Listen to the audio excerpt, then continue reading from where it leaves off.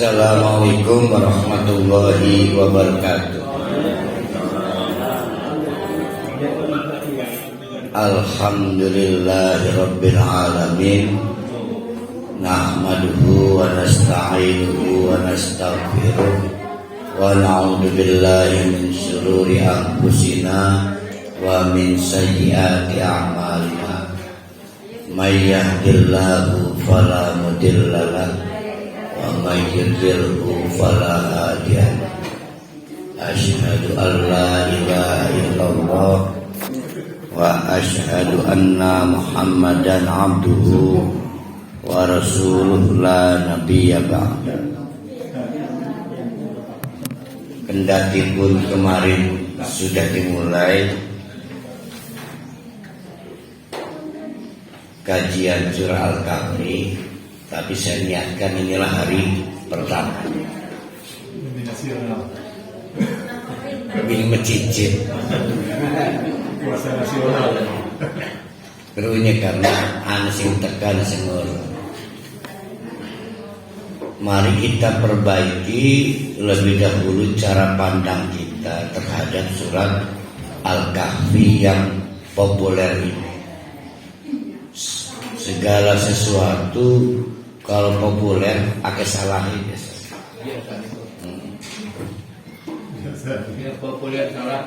Kita lihat hadis misal dari Abu Darda radhiyallahu anhu.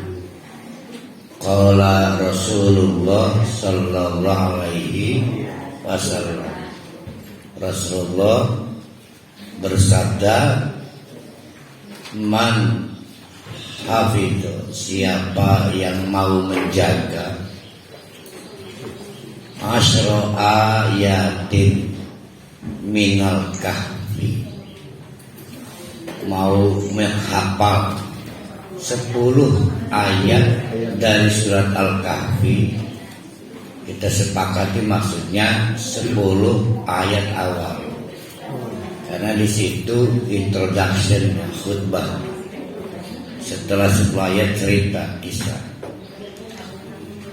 Maka usima minad dajjal, usima ain sod mim maksum.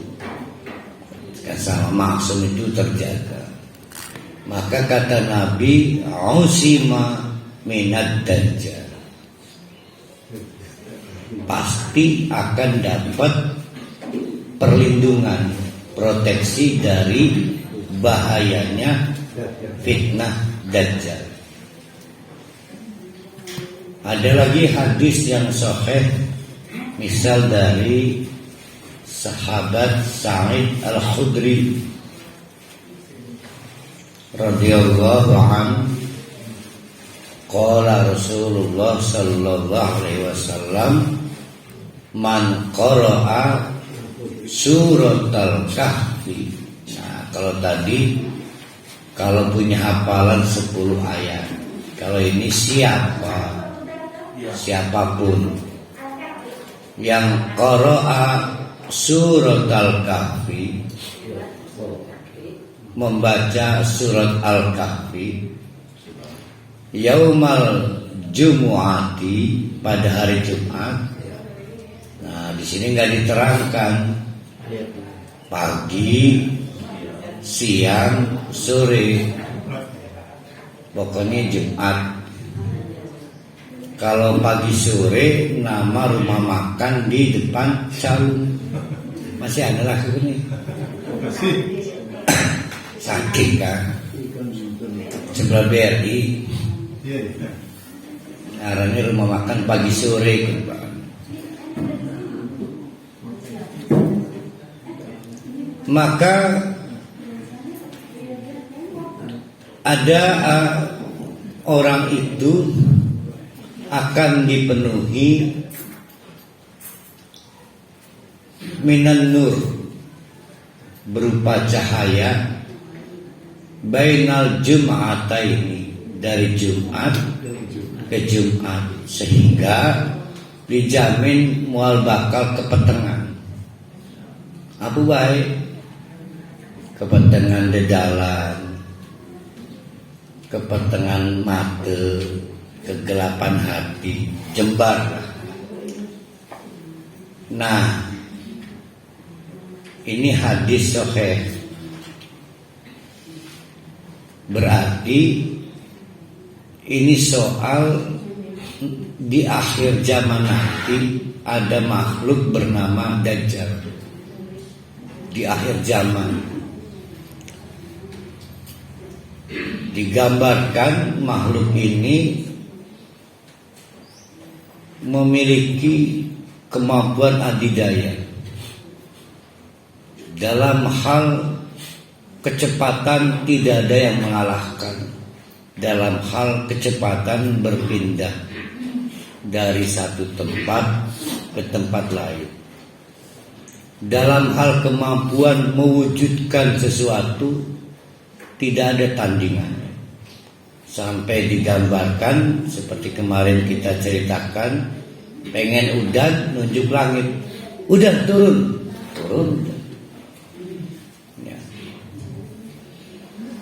Begitu super powernya. Uang terpesona, memiliki segala sumber daya yang ukurannya keduniaan. Itu Dajjal. Jadi Dajjal itu digambarkan seperti itu.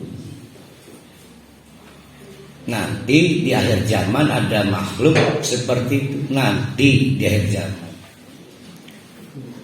Ada yang tahu kita hidup di akhir zaman atau di mana?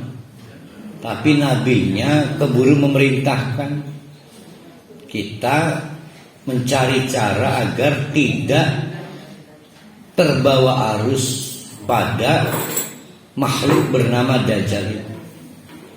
Maka dari hadis itu kita pahami ini bukan soal nonggoni makhluk itu, bukan.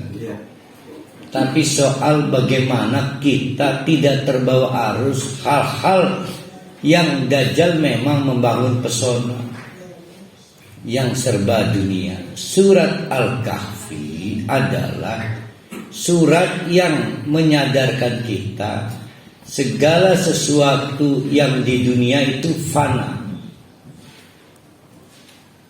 tidak abadi, dibatasi oleh kekuasaan Allah.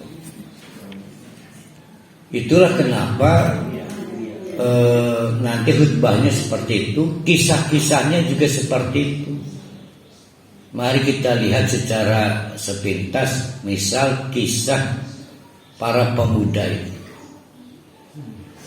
berhadapan dengan para penguasa atau kekuasaan. Pada waktu di sidang di istana, karena mereka menolak ikut acara kenegaraan yang berbau musyrik. Kan ceritanya hari itu di negara itu atau di tempat pemuda itu bertempat tinggal, diadakan acara semacam groundbreaking yang mensyaratkan membawa tanah, berarti kan musyrik itu. Ibarat ya. Nah, si pemuda ini menolak. Memang mereka, para pemuda ini ikut berkerumun tapi tidak terlibat dalam kesakralan itu. Rupanya terlihat oleh pas pampres kali. Dianggap itu para pemuda tidak punya rasa hormat pada kesakralan acara itu. Maka diciduk. Masalah tidak sederhana, karena beberapa dari pemuda anak-anak kaum elit, bapaknya pejabat, bergampang. Maka diberikanlah hukuman yang sifatnya edukasi. Dilucuti itu pakaiannya, karena anak bangsawan, dicopot, ganti pakaian uang miskin lah. supaya timbul rasa jera. Pilih mana? Kamu dimiskinkan atau kamu tetap menghormati kemusyrikan yang kami jalankan? Tanpa diduga mereka memilih digembelkan, dimiskinkan.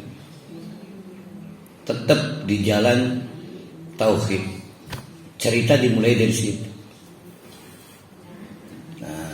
Uniknya ini para pemuda jarak 30 tahun lah dengan para wali. Nah, ini artinya terbayang tidak anak-anak ingusan itu mampu menolak godaan dunia. Nah, ini ceritanya itu. Satu ya.